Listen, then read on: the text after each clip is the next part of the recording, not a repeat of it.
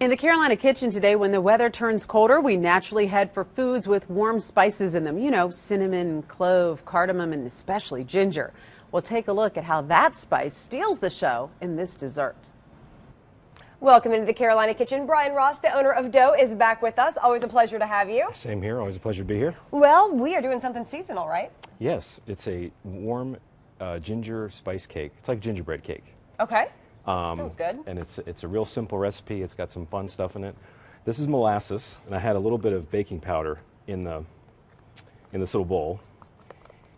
And these are all measured amounts, of course, in the recipe. And I have water that's boiling here. And what you do is, the first step is to, this should be hot enough, but what you'll see is when you put the molasses, see what's happening? Oh, it fizzed up. It starts to fizz up, exactly. So that's one of the other elements or ingredients that we use. That has to cool, obviously, or else it would melt the butter. So here's a cooled version of it. And so then in a mixer, butter and brown sugar, and those get beaten. And then basically the other ingredients, so you have an egg that goes next, and you have the wet ingredients and the dry ingredients, which are ginger, cinnamon, all that kind of stuff. And that we just kind of mix together. So that's ginger, cinnamon, flour? Yes, and a little bit of baking powder. Okay.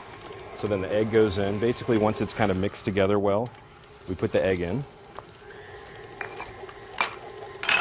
and mix that till it's mixed. And then you add the dry, the third,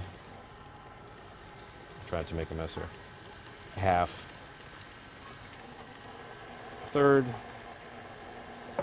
This is really kind of foolproof too. You could just dump everything in, but you know.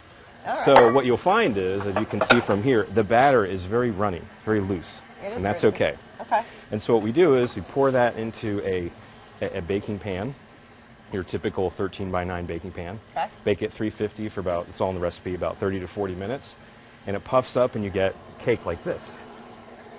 Okay? It has a real nice, dense kind of texture to it. And it has a great aroma to it, Oh, too. it smells wonderful. And what we do is, this is just sweetened whipped cream, which is good. I mean, it's great, but sweetened whipped cream, and then kind of the little pièce de résistance, as they say, are these little amaretti cookies, and you just sort of crush them, and they make a really nice garnish for stuff like this. And they add a little crunch. The flavor fits the season, and it's a nice way to finish a dessert. And talk about easy, right? Looks fantastic. I love it. Let's get you guys a recipe at home. Go to our website, WLOS.com.